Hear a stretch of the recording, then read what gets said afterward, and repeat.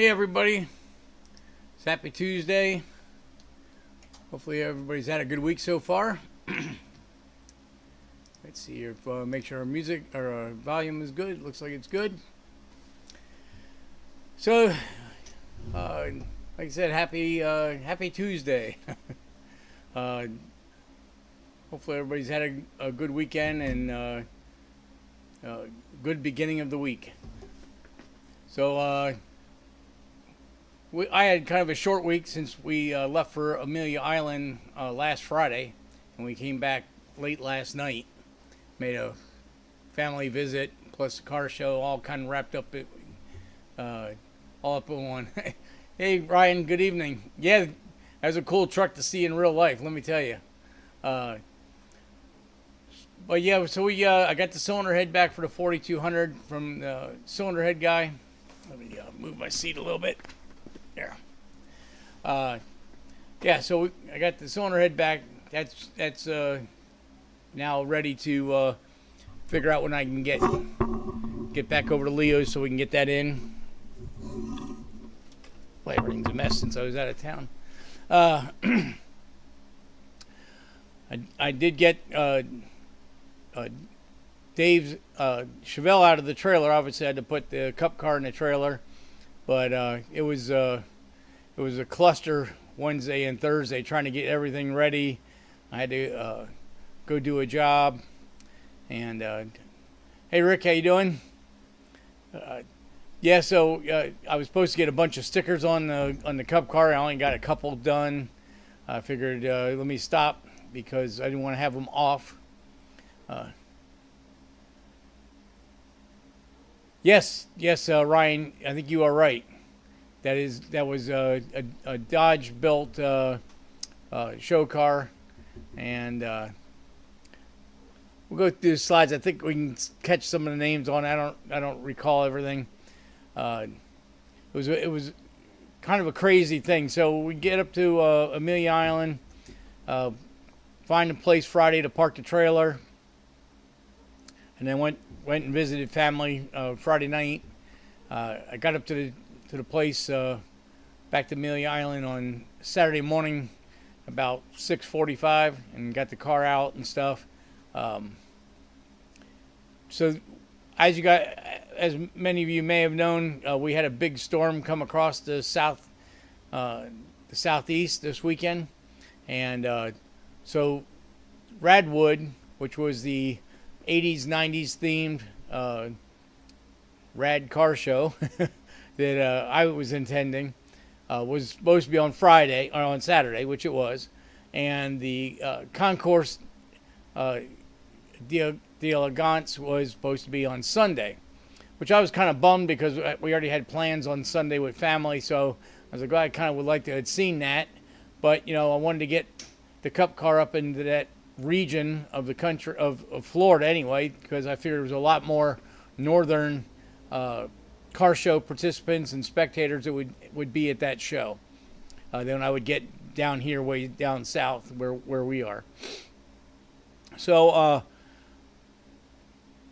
with all the incoming storms,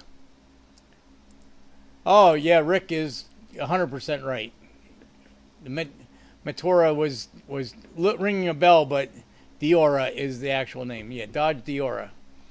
I think it was Alexander Brothers are the ones that built it. I could be wrong on that.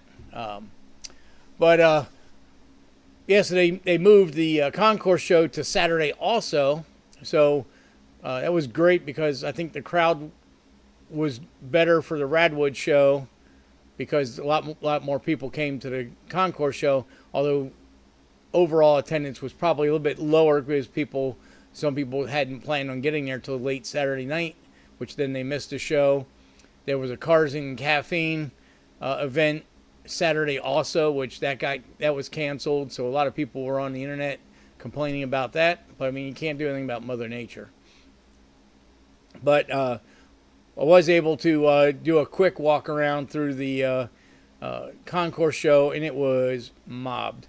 My original intention was to get the car parked at 7:15, 7:30, and because the show really didn't start till 9, but we all had to have everything parked by then, so that way I could get around and take some good photos of all the cars. I figured I'd do a quick walk around the Concourse show and then come back and do RADwood second, being a smaller show, but that didn't work out.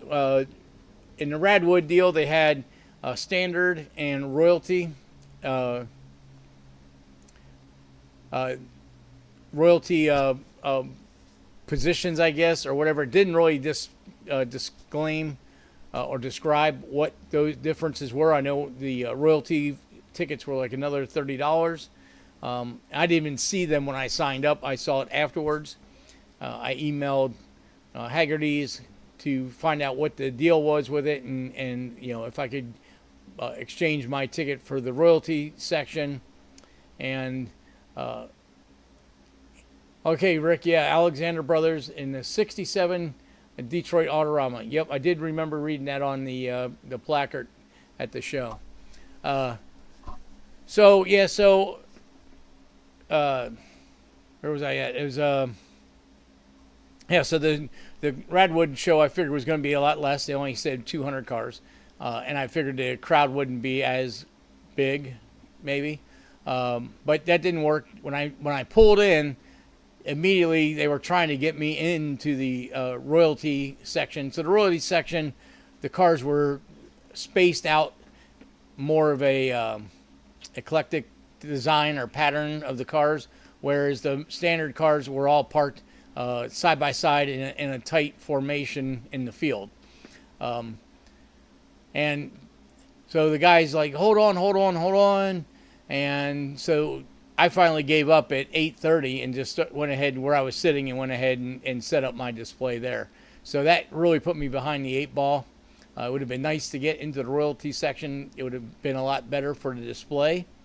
But all in all, it was still a great show. And we'll go over that stuff in a bit here. I have to apologize. I might be a little disshuffled right now.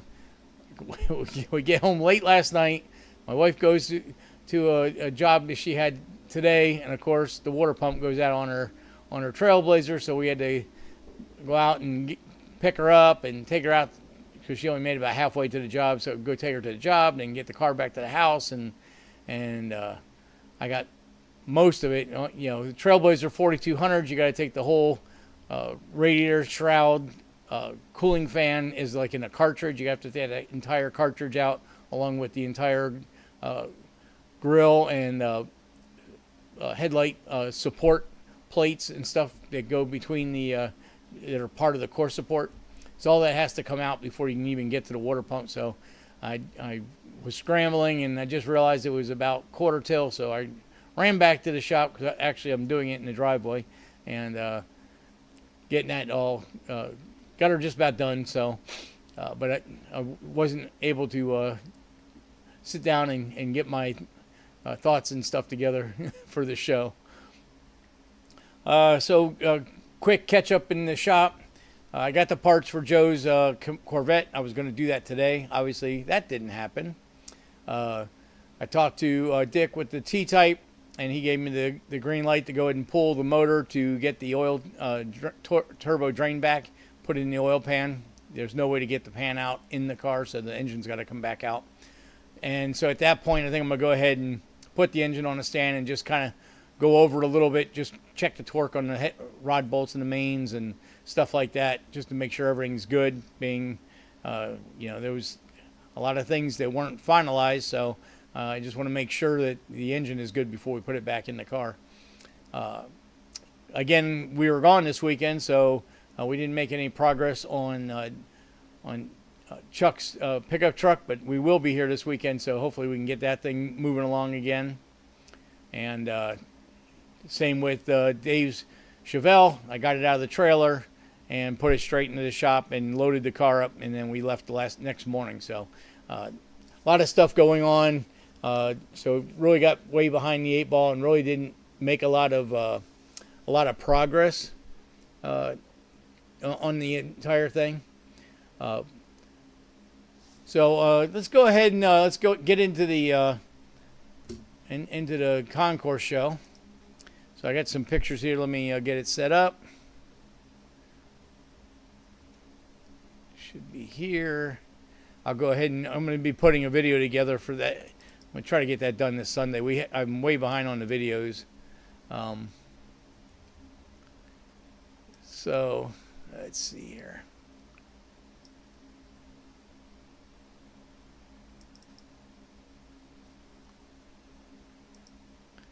So we're going to kind of bounce around on these pictures a little bit. So here we go.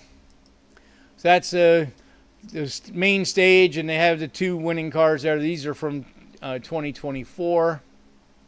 A GT40, which was probably one of the Daytona cars from Le Mans, would be 66 or 67. And I'm not up on my 20s and 30s cars, so that probably is a Duesenberg, but don't hold me to that because, like I say, I'm not really up on those cars. So let me go ahead and switch pictures here. Okay. All right, so these pictures are a little scrambled. So in the RADwood show, basically it's 80s and 90s cars. So they're celebrating the 80s and 90s. They want people to dress in 80s and 90s attire. They give awards away for that. They want to see. They give an award away for cars with 80s and 90s stereo systems in, like old Blob Punks and stuff like that. I'm sure everybody remembers the old AM FM cassette head units that you could flip the button and pull the handle and drag the whole unit out of your dash so you could carry your radio around with you. And the old brick cell phones and stuff like that. So that's what this whole kind of RADwood thing is. The tie-in with, rad and bodacious and all the other 80s and 90s terminology. So this was a BMW, and I will say there was a lot of BMW, Mercedes, Porsche. That was the main. There were quite a large assortment of Japanese cars, and then there was a few American cars. There's another Porsche road race car. Pretty clean unit. And I took a lot more pictures of the American vehicles, but that was a really nice K5 Blazer with the soft top on the back. It was pretty nice. Another thing I wasn't really crazy about the show, although it was a great show, is most cars were displayed with the hoods shut. I get it. The vehicles can be photographed properly with the hood closed. They display better with the hoods closed, but I like to see that the engine bay is done as much as the rest of the car. Hey, Mike, how you doing? Pull out stereos. Remember mine would fly out of the dash when I'd grab second gear. Oh, yeah, if it wasn't locked in good, they'd come flying out. Good times. This was a right-hand drive Nissan. Probably a GTR. But I like the chameleon paint job on it, and a nice touch with the gold engine. But so kind of basically got pictures of stuff that caught my eyes. Slammed S10 with a small block in it.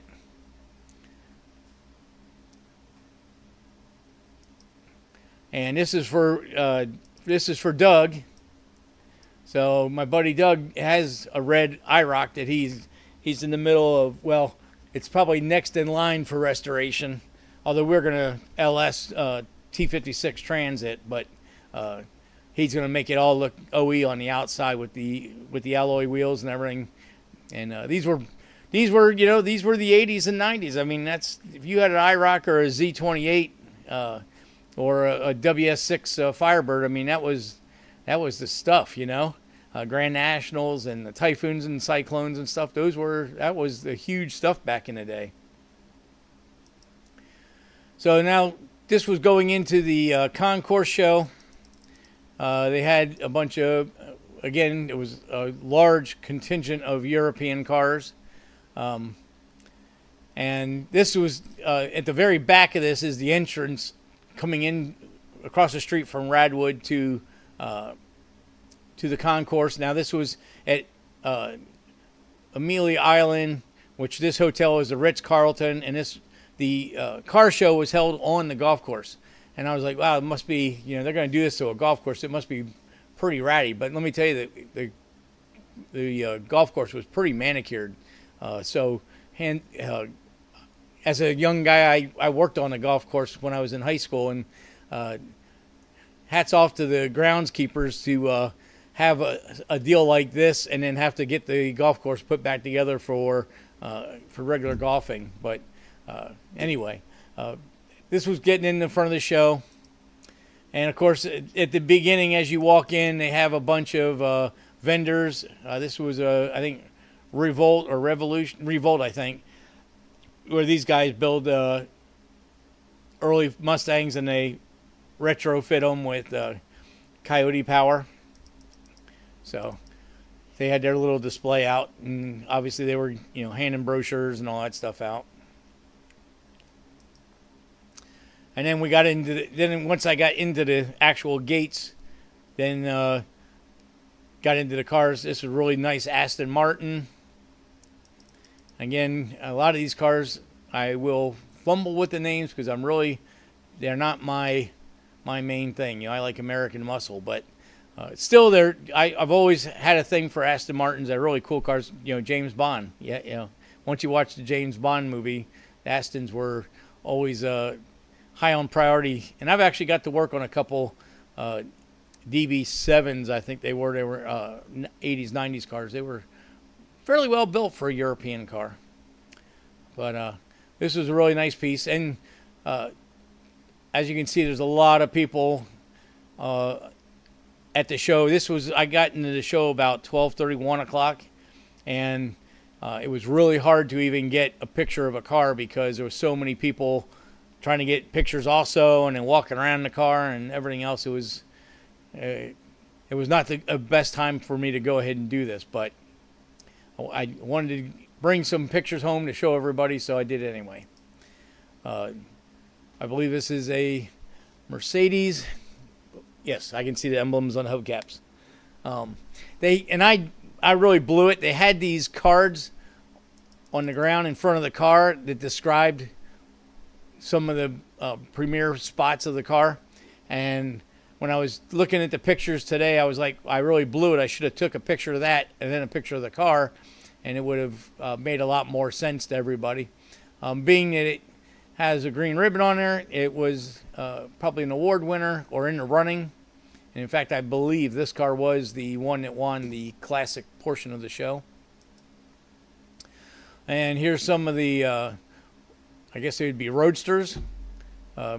These cars, a lot of people were flocked around. It was really hard to get pictures, so I kind of just took a picture looking down all of them so you could see them all. Now, one of the cool things that they do, this was my first time up there, and I really didn't know.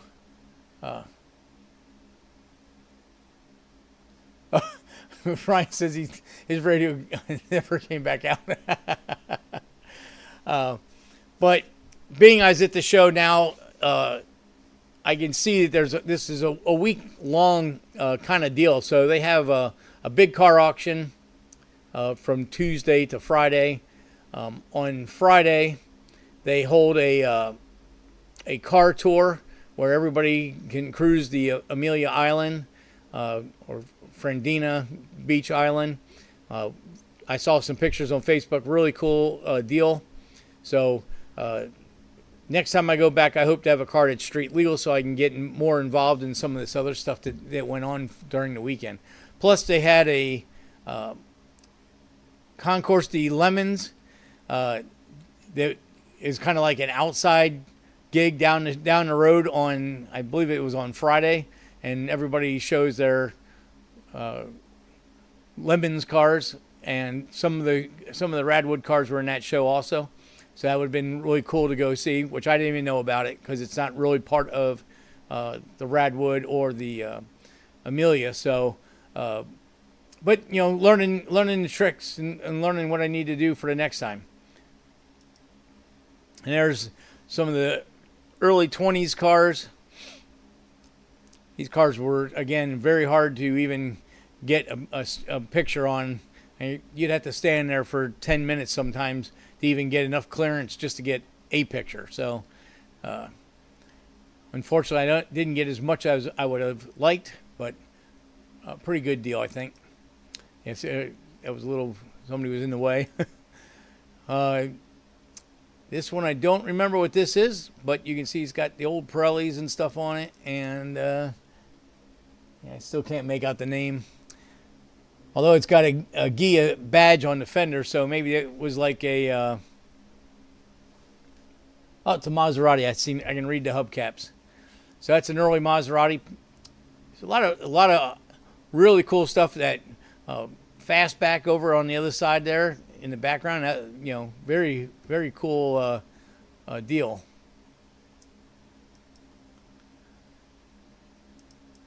Some more. I think these were Morgan's. Oh, it's Auburn. That's a boat tail Auburn, which I don't even think I've ever seen one of those in life. So in real life. So, okay, Dave says Ghia. Okay, yeah, right. It was Ghia badge on the Maserati, right? Because they use designer. Right, Ryan. Yeah, total Ghia look in the styling. Absolutely. I believe this was a Lincoln Zephyr limo, by the grill anyway.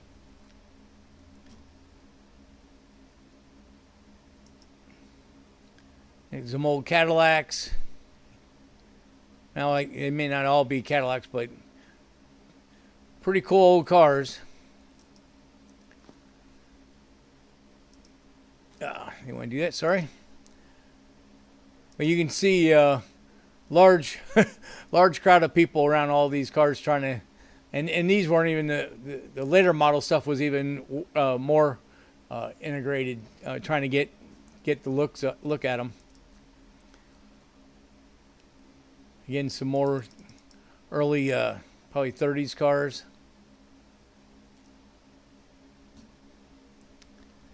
Can't make out the.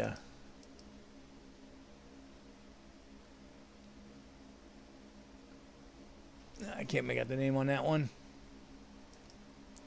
So funny, we were talking about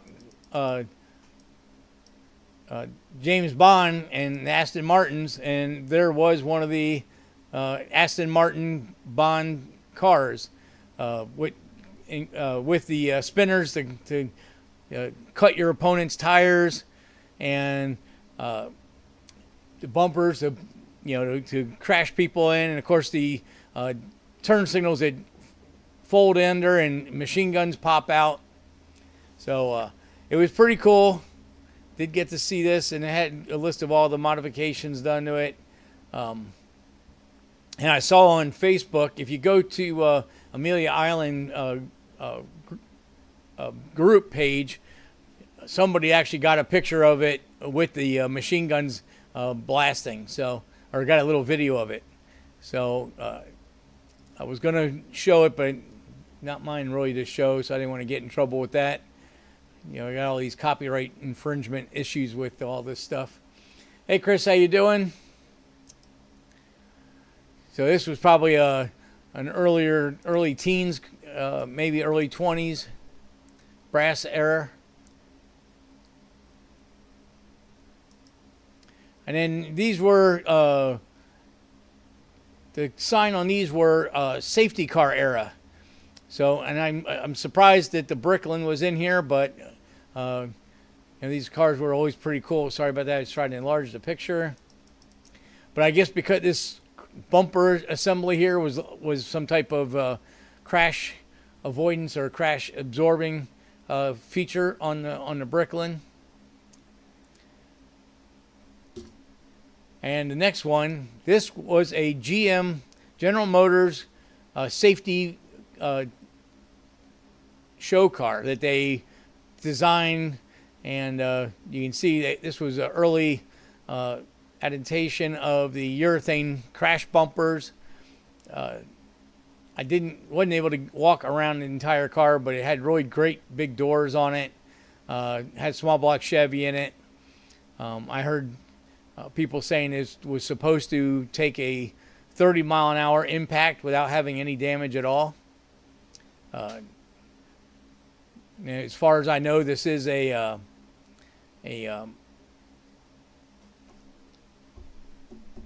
just lost the name of it, but this is an unrestored car. You can see in the bumper and stuff, there was a bunch of cracks and stuff in the bumper. So this paint was probably on from very original.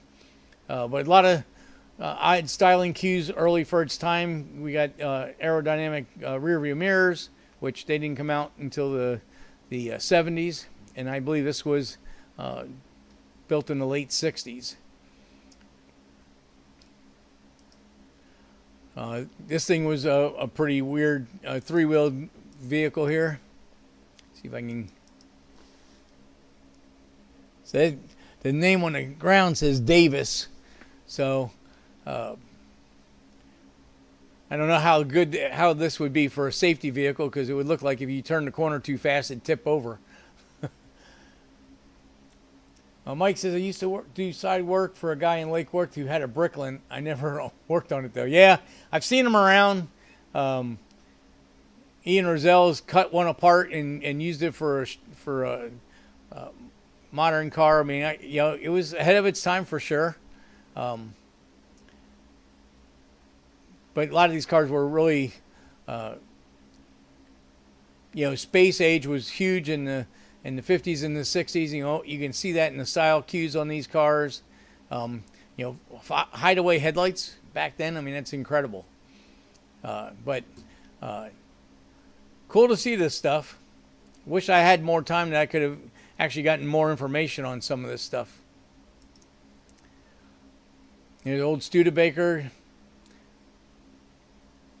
These were, that was something else I should have done, is they had a placard hanging for each section of cars that kind of gave you what they were showing. I think these were maybe ahead of their time styling, something like that. Obviously, Studebaker was pretty far ahead. And I didn't get the name on this one. However, styling-wise, it might be like a Willys or something like that. Kind of looks like a type of a Jeep type styling, but I don't know. I didn't get the any information on it, but it was a Woody, so it kind of towards the end of era. Yeah, the bullet nose Studies are always pretty cool. I always thought about getting one and building a gasser out of it or something. That'd be pretty cool. And this was a Hudson. It was I never seen one of these before, so this was some type of show car or something that they had built. I don't think this was ever a street production vehicle. Really wild with the air intakes up here. I'm assuming it's air intake. They were hollow beyond there, so the air went somewhere.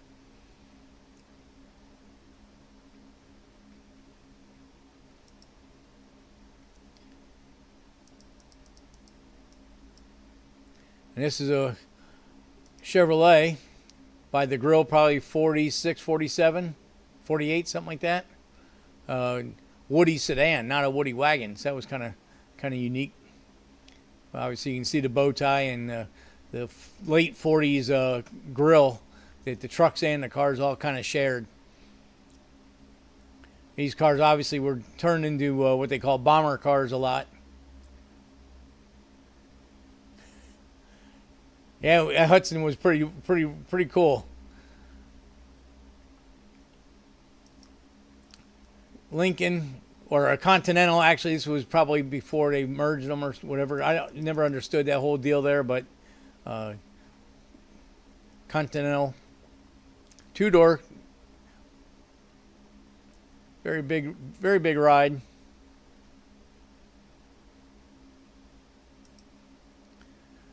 And of course, the Cadillac convertible. Never get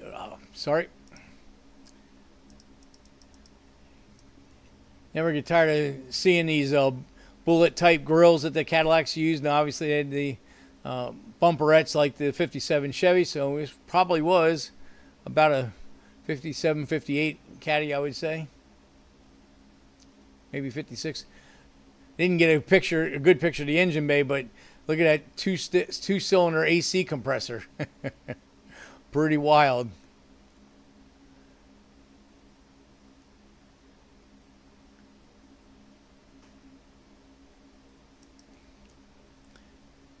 Packard pace car. License plate says 36, 1936.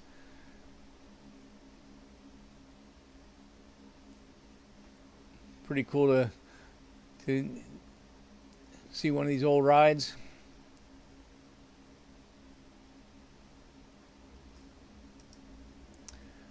Another Caddy. Again, they still kept with the bullet type grill, bigger wings. So this is probably a 60, I would say. But two-door convertible, very cool ride. I always thought it'd be cool to get two doors are pretty much unattainable, but get a four-door and airbag and 20-inch steelies on it and make a nice family cruiser. Long distance ride for running the highways would be pretty cool. And Oldsmobile, I think it was Bonneville, Pontiac. Hey John, how you doing? And unfortunately, I wasn't able to get a good side shot of this. Every time I went to get a side shot, somebody stuck their head in the interior and stuff. So this was the only angle I could get. But Pontiac Bonneville had the big stainless side trim on it. Very cool. Official pace car for, I think, Indianapolis. 59, okay. On the Caddy, yeah. I think this was, by the styling, I'd say that the Bonneville may be a 58.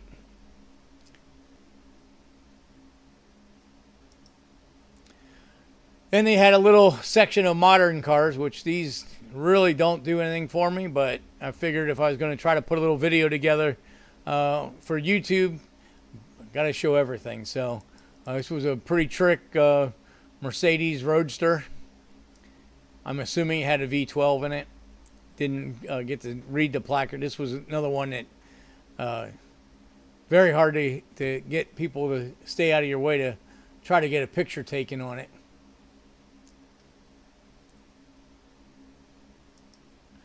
Another Aston. And unfortunately, this picture doesn't do it any good. All that green was carbon fiber green. You could see the carbon threads in the green paint. But it had a tree over it, and it was starting to get cloudy. And yeah, Rick, you think that was a 58 Olds? Because it looked like the letters on it read Bonneville, but well, it could have been a Bonneville pace car. Maybe that's what it was. Again, I didn't get a good spot of the card, so I'll take your word for it. But this car was pretty cool. Open cockpit, Aston. Although, like I said, I'm not really real hip on these new cars. But Bugatti, of course, you got to get the Bugatti for people. Man, I'd never seen one of these up close, so got to see one at this angle anyway.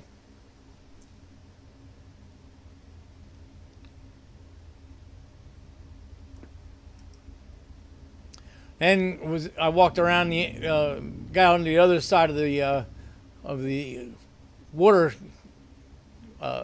feature there, and this was a collection.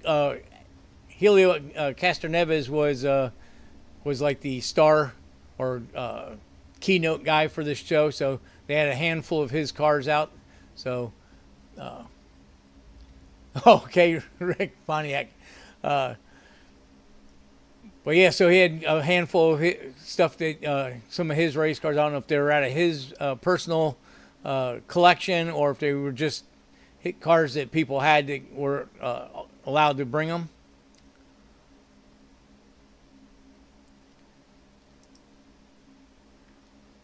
But pretty cool, different era cars.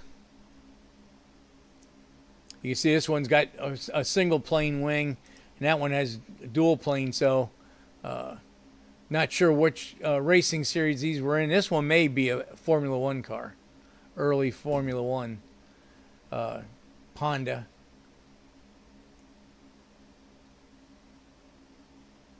There you go, Dave. Hood emblem Pontiac. But yeah, this one is probably more of a Indy car. I'm assuming. Again, that's not my my racing series that I pay attention to. So, but being it has a lot less wing and stuff on it, I'm assuming that's the case. And that was a Indy show car, and this was in that pile. So I'm assuming it was maybe out of his collection. And this was another one of his cars, Porsche Le Mans car, I would say, either American Le Mans or European, but it does have P2 on the car, so pretty slick ride. And I would say it's American Le Mans or Le Mans racer because of the two seat positions, even though only one driver, but that's usually part of the Le Mans series rules.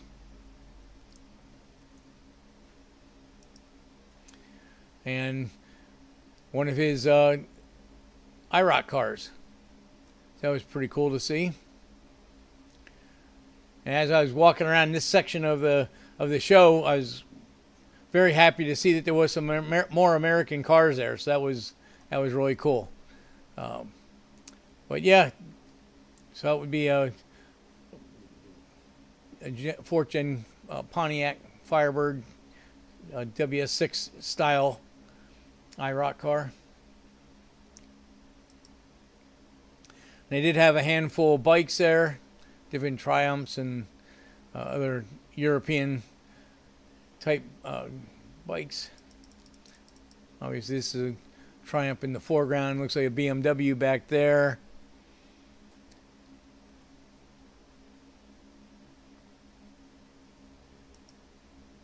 And we had a couple American cars. This was a 40 Ford with a blower on it. I didn't get to see too much of the information on what it was, but it was pretty cool to see. Unfortunately, at this point, it was just starting to drizzle, and people were starting to scatter a little bit, and they were starting to close up some of the cars, so I tried to get around and get them. So I wanted to get pictures of this Dodge. So here's the Dodge that I had in the thumbnail, and of course, that picture was from when they were first getting the Concourse set up, and this was as it was displayed with the front door area open and the hatch. Very cool innovations there that they did. I myself had never seen this car before, or truck, but very cool to see. Would have really liked to see them drive it in. That'd have been cool to see.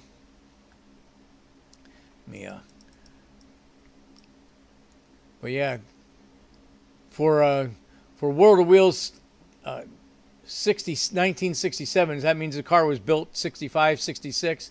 I mean, the work to build that hatch type windshield and make that tailgate door swing and swivel like that. Really cool work that the guys did building this vehicle. It was very, very cool stuff.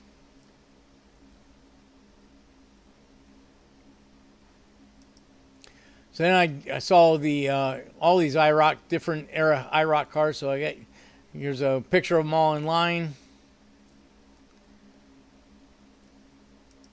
There's Bob Unser. I think it was Bob or Bill. But would have been Robbie Unser's father, I guess. No, that's Al Sr. So it would have been uncle maybe. but probably 75 era, 76 era IROC.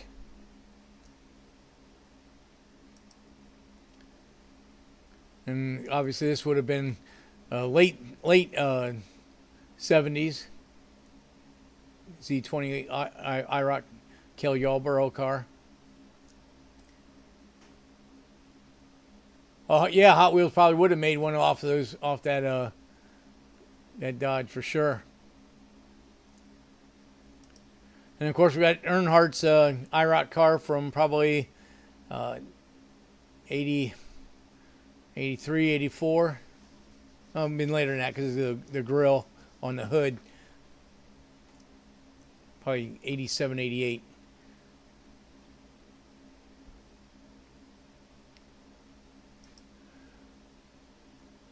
Rusty Wallace, of course, at this stage of the game, IROC name was purchased by Dodge, so Dodge had those for a while. So Daytona stretched out to fit on a stock car body because these were the K car type cars. They were a lot smaller than this size chassis, but Ken Schrader cars would have been probably early 2000s maybe.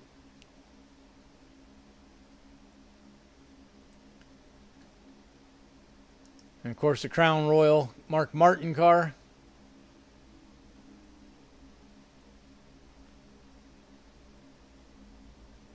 Had some really cool stuff here. Then they had early era road racing cars.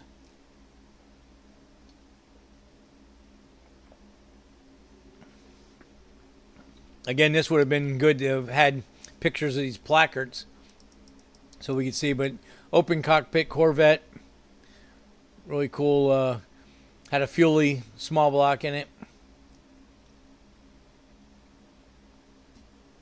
A lot of custom contours and stuff with the grill area and stuff like that, more than the production cars would have.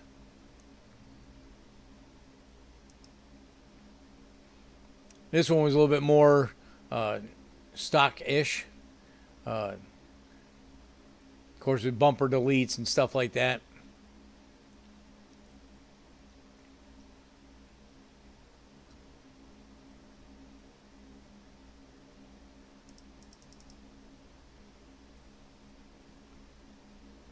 Another Fuelie small block. Another Fuelie small block. This was, I think, like an early Trans Am type car, maybe.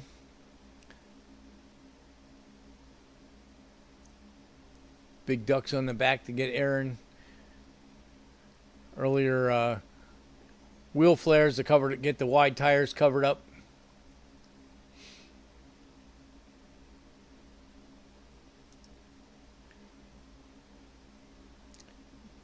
And two of these 70s C3s. It's a shame the headlights should have came that way from the factory. So much better than the hideaway headlights. That would have been like a SCCA GT type racer. GT1 probably. I didn't even notice it's got Yanko badges on the hood.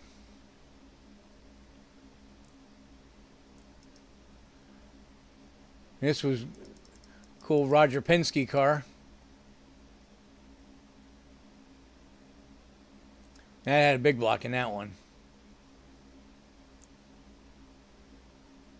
Big air scoops for getting air to the brakes.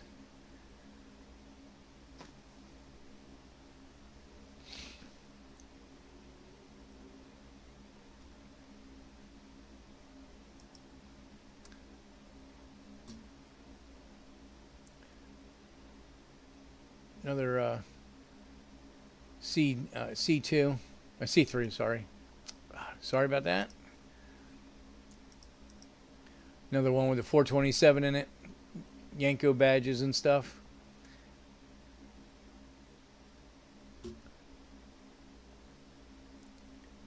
probably, I'm sure those were magnesium wheels and stuff on them.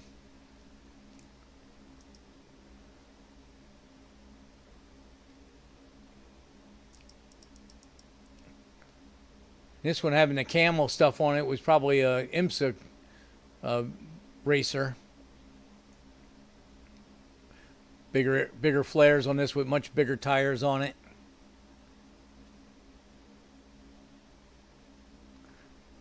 I got the head license plate lights on it so you can see the numbers at night. Pretty cool.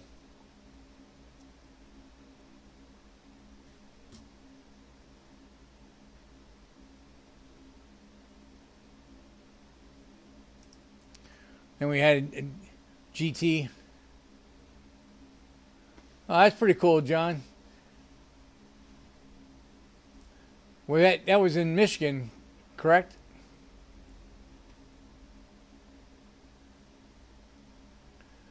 Yeah, I don't think you're in the minority, Ryan. I love the C3s too. I almost was going to build one of those, but I had that C4 chassis, and the Monza deal just kind of seemed to be a little better.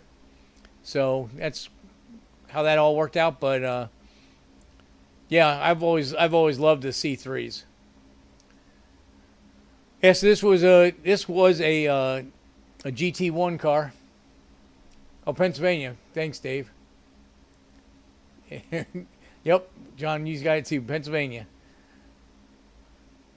Yeah, a lot of good racers came out of Pennsylvania, right? Andretti's came out of Pennsylvania. I think John Andretti actually had a dealership there. Yeah, absolutely, Ryan. The C4 is a better chassis. But this is a Trans Am type car. You can see this one with the lights in the corners, so you could see racing at night. You'd light up the corner exit entries and stuff. Just west of Pittsburgh. Okay, very good.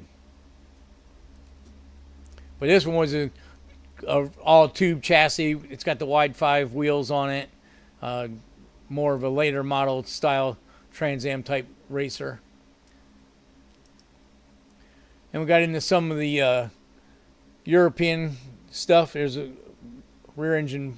Well, of course, most Porsches are rear engine, but Can-Am style body. Early Roadster. Spider.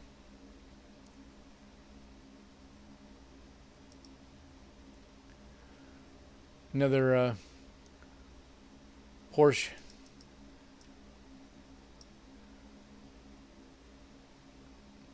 And it's pretty wild. They got all this nice aerodynamic style bodywork, but still got the old steel wheels and 6-inch wide tires.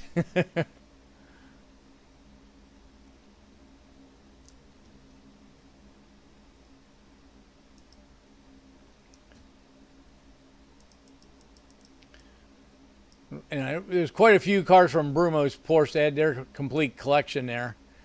Some were labeled, some weren't. Right. Andretti was Nazareth, right? More on where you're from, where you're at, Rick, and where I'm from. So, it's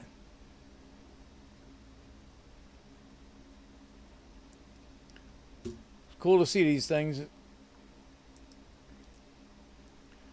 Another Corvette B production car.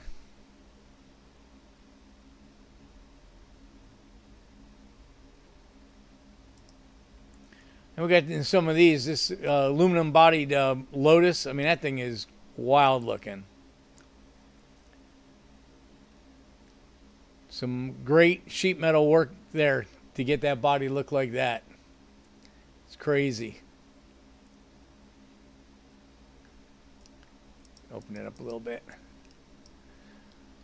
And nice, all polished up and everything.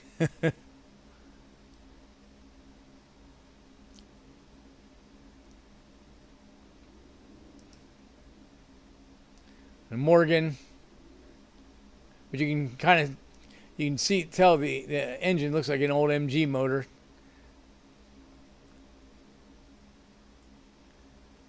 Well, it might have been, John. Yeah, Ray Hall is very possible.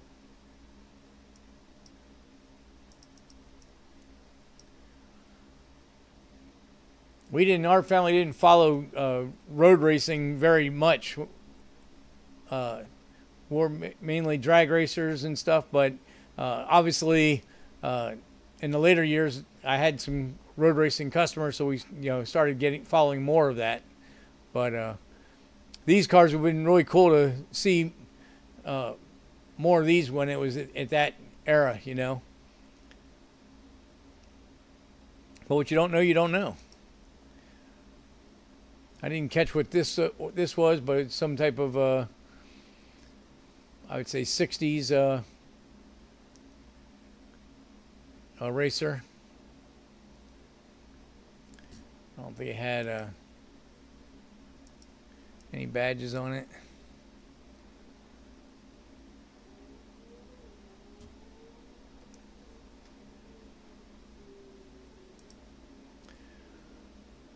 I don't know what this was, but I thought it was pretty cool looking.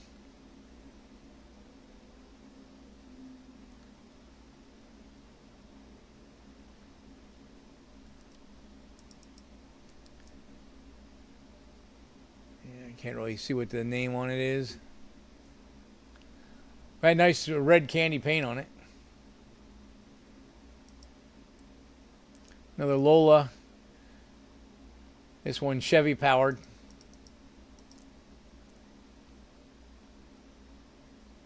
Amazing, though, looking at these things and seeing how they were constructed and the minimal amount of safety gear in these cars. I'm sure that's why a lot of racers in that era, if you got in a bad wreck, you probably passed away or were pretty badly injured. Because, I mean, that little roll bar that's in that thing's not going to do much. Okay, that red car, John, you think it might have been a Maserati? Very possible.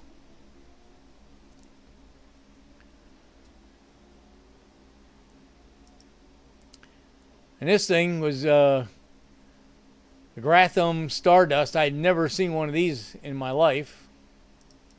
So that was pretty wild. And unfortunately, people kept hanging around, so the next picture is not going to be this car, but then I did get another of it. So let me skip ahead. There's a little bit of a side angle I could get on it. I'm thinking this was one of the fiberglass era cars. I know in the 50s and early 60s there was quite a few American and European manufacturers that were building fiberglass cars because they were pretty easy to build, and a lot of these cars would be put on Corvette chassis or whatever they could get their hands on. But a lot of the American ones were on a Corvette style frame because the wheelbase was kind of short and it was already a sports car type chassis. So let me go, but it was pretty wild car. Never seen one before. And this thing was another one. It was pretty wild. I'm assuming by the styling it was probably German built.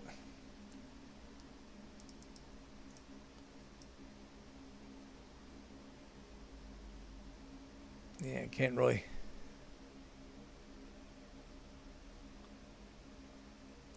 (1933) Adler.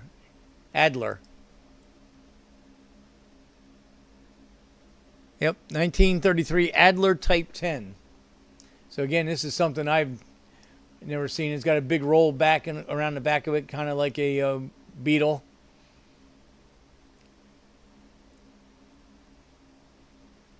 Yeah, it was a good-looking car. That's why I took a shot of it. I really didn't know what it was, but it's like, man, the paint on this thing's incredible. And we got some late model Porsche race cars.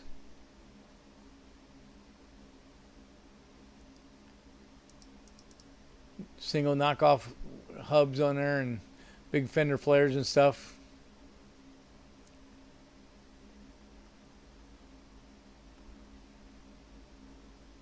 Yeah, you're right. The Chrysler Airflow kind of did resemble that shape. Another late model Porsche race car.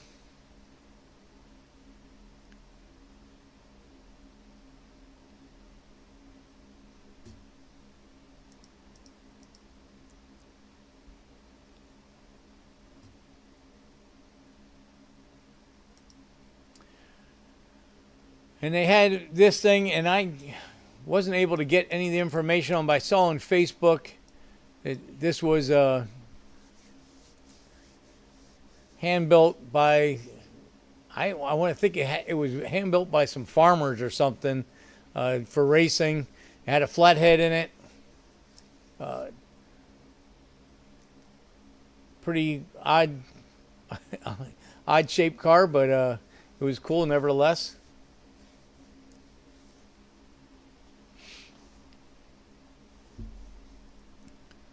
Looks almost like it was in. It could be aluminum panels, but I almost want to think it might be. Well, it's probably unrestored, so it's probably corroded aluminum panels. Almost looks galvanized, but that wouldn't make sense to do galvanized.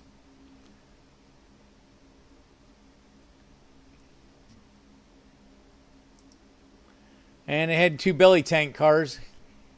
These things were always wild. To think that this was a fuel cell for a bomber that they dropped off, and guys would buy these, Army surplus and make Bonneville cars out of them. Got to be crammed. You got to be crammed to get inside that thing. That's for sure. There's another one with the engine cover and area off. Got the flathead engine,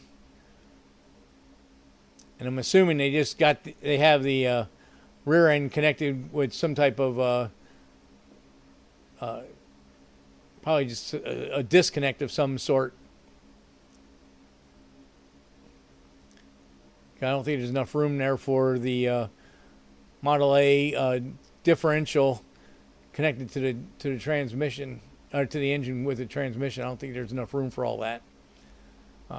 Again, never really followed a lot of the Bonneville stuff, so I've seen pictures of them. I know a little bit about them, but I don't know everything about them. But really, really cool cars. Glad that they were there, able to take a look at them.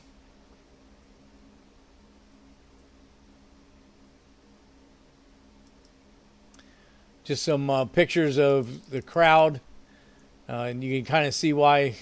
Like I said, it was kind of hard to get pictures without having people in them. But quite a crowd there. This is where all the Duesenbergs and all the 20s and 30s cars were. So then I got back to RADwood, and this car, I believe, is the one that won. I forget what the name of the award was, but this gentleman had the car for a while and has a V12 crammed in it with a 6-speed behind it. So I'm pretty sure this was the car that they were talking about. Obviously, the hood was never open, so I never could verify that, but pretty cool nevertheless. They had 2 DeLoreans there. The other DeLorean was a better looking car, but yeah, John, you're right. It was heartbreaking when Jessie Combs passed away. Incredible. I followed her for quite a while, from welding with Ian on the 4x4 show, and then on overhauling and all the other shows that she was on. Yeah, the turf was incredible, Chris. I know you could appreciate it. And I don't know if you were on when I was talking about it before, but I was just thinking what the groundskeepers have to be pulling their hair out after the show, with all the people trampling the grass and the cars driving over it and stuff. Got to be crazy. But good for them is it poured on Sunday and Monday, so it got plenty of water after the show was over. But nice Suburban. There wasn't a whole lot of American vehicles to get pictures of, so I got the ones of any ones I could. But got our our '90s graphic stickers on the thing, and the early American racing style wheels or whatever with fake rivets and all that. That was the stuff back in the day, you know. Nice El Camino. And you can see in the background, Porsches and Audis were, and BMWs were everywhere.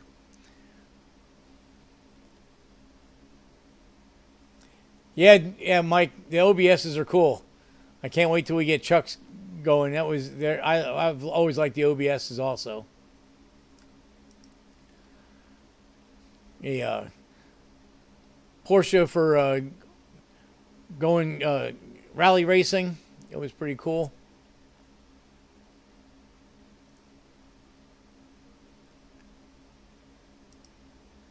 And it was a couple cars you don't see too many. Fiero, how about that? GT, so it was a V6.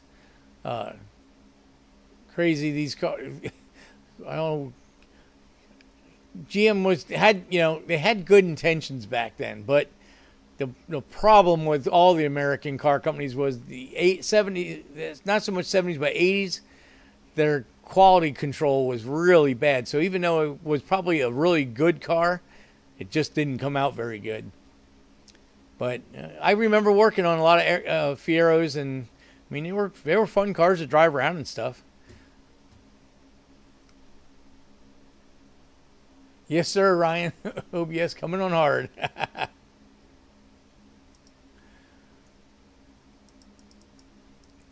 Unfortunately, this one didn't have the hood open, but it had the ZR1 Mercury Marine 32 valve engine in it. It would have been nice to had a peek at that.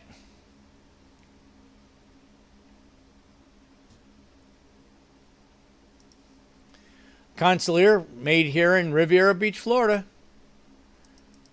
So, for you guys that don't know about the Concealers, Warren Mosler was I don't know if he probably retired now, but he was a stock exchange broker dude, big influential banker guy, made a lot of money, and was a road racer, and he wanted to create his own cars. So the first cars were called Concealers.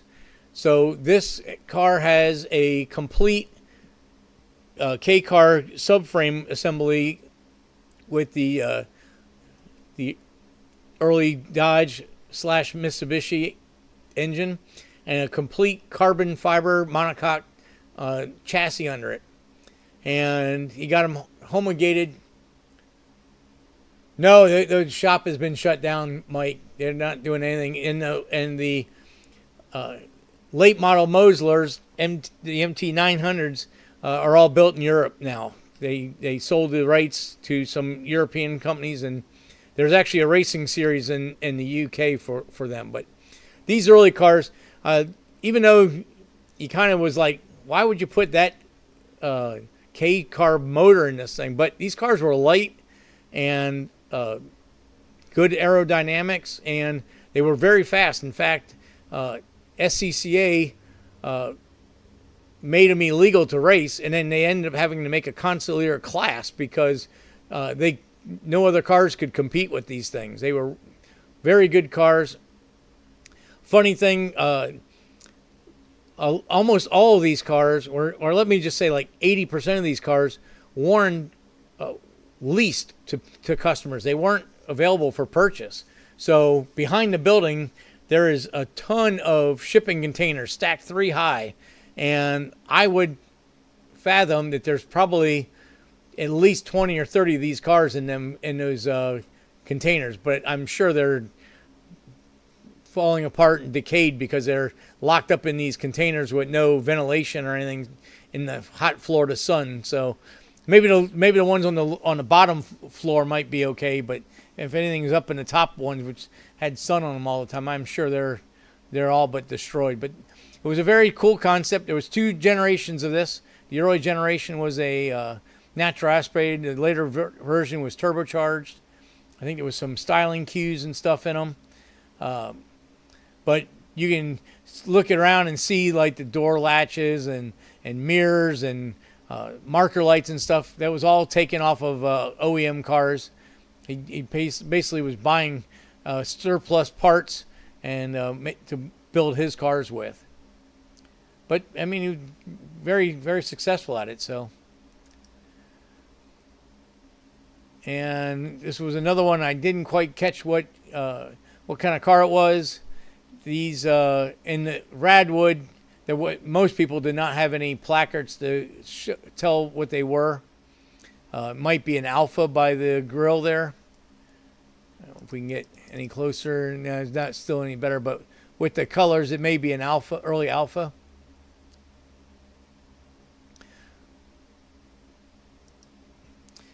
I love these Hearst Olds. Even in the G body, I just think they're cool as shit. I like the subtle silver with the black, with the red and black pinstriping. I mean, I've always liked the Hearst Olds rides, and of course this had the dual stick in it, even though it's automatic. But nice car. And we had a couple of LX Mustangs, LX 50s. This one's 88. Very clean. Pretty much looked all original car, but you don't see too many of them around. If you do, they're 4-cylinders, but it was a nice 50 with a Buick Roadmaster next to it. Turbo Trans Am. Again, a car you don't see many of anymore. And you got your Lincoln Town Car next to it, which those cars are getting destroyed by Cletus.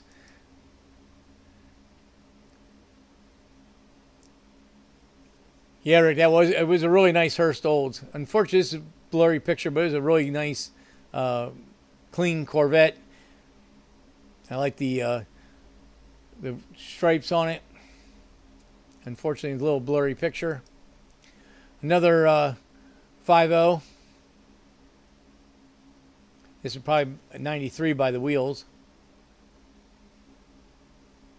Yeah, that was a real shame about the John, about the power package. That was a real bad time for American car companies.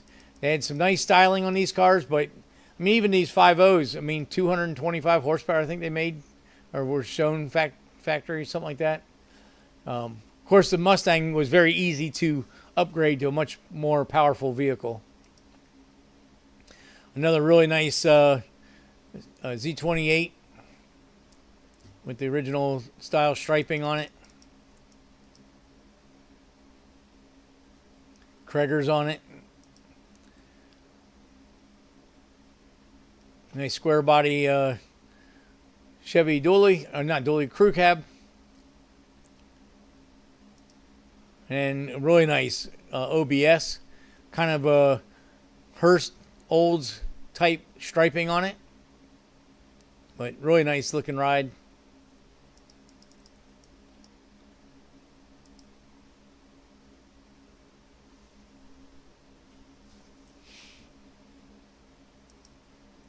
And I got that picture from my buddy Scott. He's doing some crazy stuff with a Suzuki Samurai. So he's like, "Oh, here's a Samurai." He says he didn't see many modified on, but this is like a Japanese version. Now, this was interesting. So, this guy with this BMW, he came over to me and says, "Hey, I took a picture of your car and sent it to my next door neighbor. I'm from North Carolina." I'm like, "Okay, cool. I'm glad. Thanks for taking a picture of it. Whatever." And he goes, "So my next door neighbor, you might recognize the name, Jim Mate. He used to own Mate Motorsports. This was one of his race cars." I'm like, "No way. That is too cool." Especially because I have been trying to trying to track this guy down. Nobody knows anything about him. Couldn't find anything on the internet about him. So I gave him my phone number and said, please have him call me. Even, just have him call me. I'd really love to get some of his information, being that Jeff Bodine didn't give me anything. So he did. He took the number away. So this is one of the few cars. He brought a couple cars down. Yeah, John, the crew cabs are rare to see. I used to have one of those. Mine was actually an 80, so it had the more real square body nose on it and stuff. It was a single wheel crew cab. Loved that truck. So another BMW race car. Figured I'd give the race car some love. I really didn't get too many of the other stockers. This is a cool right-hand drive Japanese car. Like I said, I'm just trying to give everybody a little love in the pictures. That caravan in the background, he won an award for bringing a caravan to the show. And this Corolla next to this car won an award also. And I was lucky enough to win an award. I got the raddest accessory for my fully accessorized stock car. So the mannequin did his job, and we got some praise for it. That was pretty cool. I did not expect to get anything out of the show, especially being stuck where I was, because I was at the end of the line with cars stacked right alongside of us. But I was able to wait till everybody left, and it's a placard I made for the car, talking about, giving a brief history of what was going on with it. And of course, in '98, Jim Mattei did own 100% of the company. I think he was part of '97. He was partners with Jeff Bodine, and then Bodine was going through, from what I read on the internet, he was going through a nasty divorce that was lasting like 2 years, 3 years, and so in '98 he sold all the entire stock car ownership to Jim Mattei, and then the following year Jim let Jeff go, hired Michael Waltrip. They went to Chevrolets, and they carried the Phillips sponsorship for one more year, and then he sold everything to Ultra Motorsports, and I think that was a transition in 2000. So from mid '97 to probably sometime in the 2000s, Jim and his family were a NASCAR team owner, and Jim was the founder of Checkers restaurant. So from what I heard from his neighbor, before he started Checkers, he was a contractor and developer for Wendy's restaurant chains for Dave. So he did that for a couple of years, and got into a discussion with Wendy's upper echelon and said, screw it, I'm going to make my own chain. He made Checkers and ran that for a number of years, and then ended up selling that once it was a public company, and went stock car racing for a few years, and he's still, to this day, still doing construction development work. So that was pretty cool. And there's when all the other cars were gone, that's how I had it all displayed. You can see the mannequin had a leash around his waist, because the guy next to me had a Porsche Carrera 2, and he was all worried that the mannequin was going to fall over and hit his Porsche. So I said, I'll stay with the car all day, make sure nobody gets, tries to squeeze between the cars, and I put the strap on him so it wouldn't fall. However, that did kind of mess me up for getting around and getting pictures, because I didn't want to leave the car unattended just in case something were to happen. And then around 1 o'clock, him and his wife showed back up, and I said, I asked politely, I said, is it all right if you guys watch us for a while so I can go and see what I can find. Take some pictures and look around. So they agreed, and I went ahead and got the pictures that I did get. But it was I was definitely in a rush situation because the show was over at 2 o'clock. So I think the Concourse show went on till 3:30, but our deal, we had to be off the fairway by 4 o'clock, so I didn't want to hang around too long and get stuck. And it definitely didn't, as the show went on, I knew everybody was going to be trying to leave, and I didn't want to get caught in traffic, being the car doesn't have a license plate, and I had the trailer staged over in at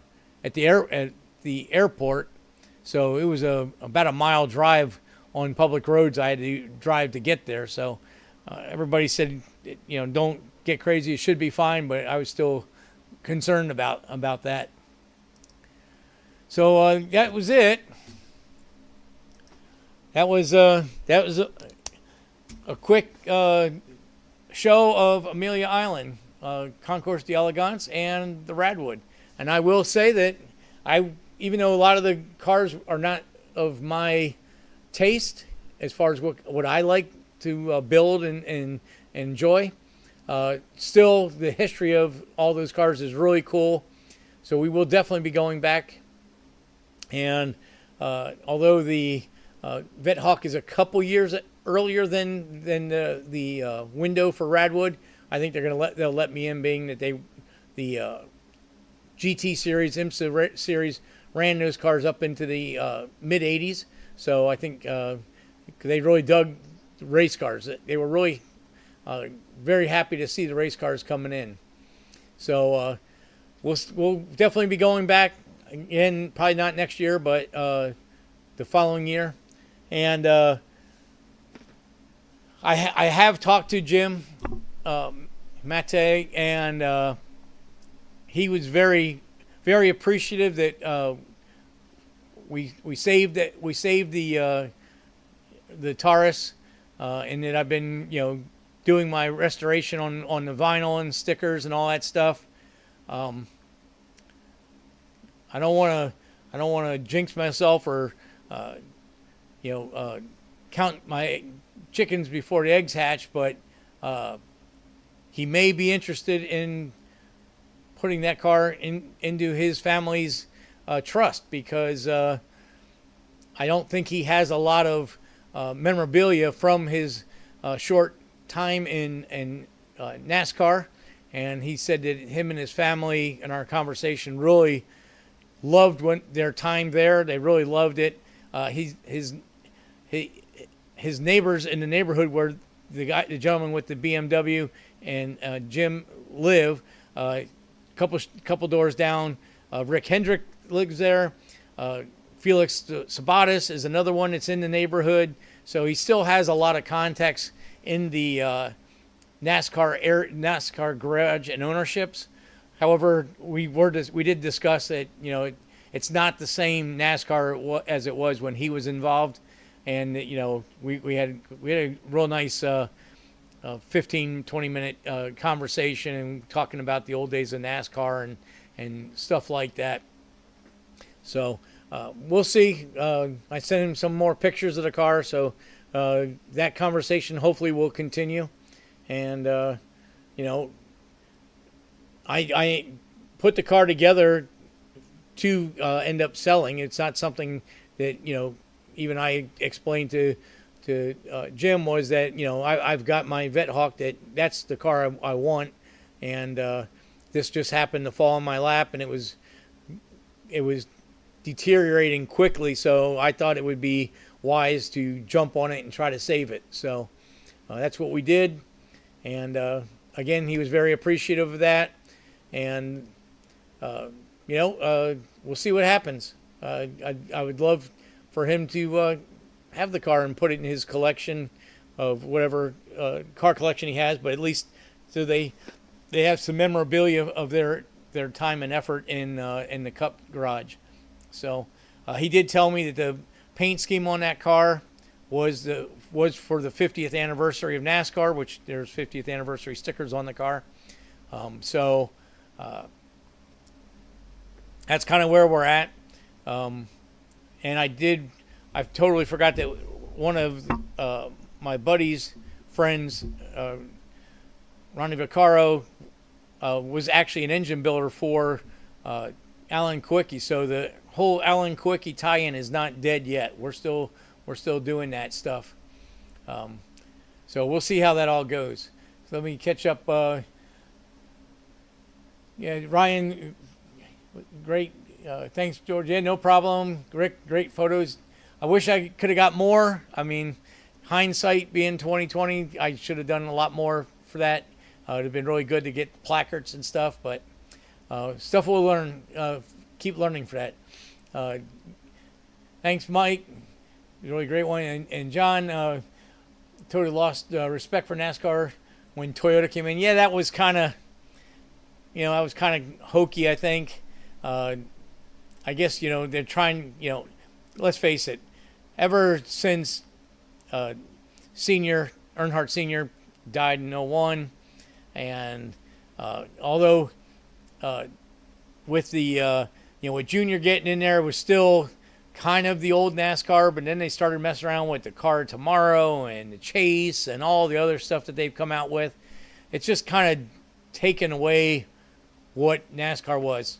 I get it that they're trying to keep changing the program to try to entice new crowds, because people, the older NASCAR fans and employees and working guys, just like I'm finding when you're working on the history of these Gen 4 era cars and earlier, a lot of these people are passing away, So we got to try to save what we can as fast as we can, because eventually you're not even going to be able to follow any, there won't be any people that were actually alive at that era to tell you what was done and what wasn't done. So I'm going to continue on my quest.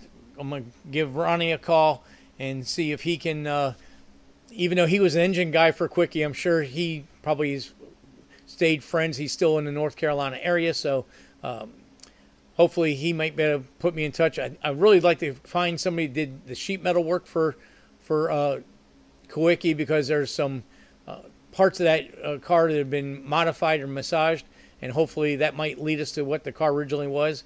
And all that stuff happened before Jim owned the team, so he really doesn't have any knowledge on any of that stuff. So even if he does end up purchasing the car, at least I'll still hand it off to him, and it'll be more information for him. Yeah, you're right, Mike. Yeah, reality show now. So, all right. Well, I see we've gone on pretty long tonight. Appreciate everybody coming in and watching. I'm glad you guys enjoyed my interpretation of the Amelia show. If anybody is in the area, you got to try to make it. At some point, it was really great. I didn't think I would enjoy it as much as I did. I went mainly just to show the car in an area where there may be some North Carolina, South Carolina, Georgia stock car people may come and look at the show, which I ended up being correct in my assumption. But, it may turn out really great. So, and we had a great time there anyway. And I spent the weekend with family, and we had a great visit there also. So it was just absolute great time. So anyway, I'm going to get some work done in the shop this week, and we'll get back on a more technical side show for next week. And hope you guys all have a great week. Remember, smash the like button. Subscribe if you haven't subscribed. It's free. Doesn't cost you nothing. You're not going to get any spam or anything like that from being a subscribed person. And I guess that's about it for the show. So hope everybody has a great week, and we'll see you next week. See ya.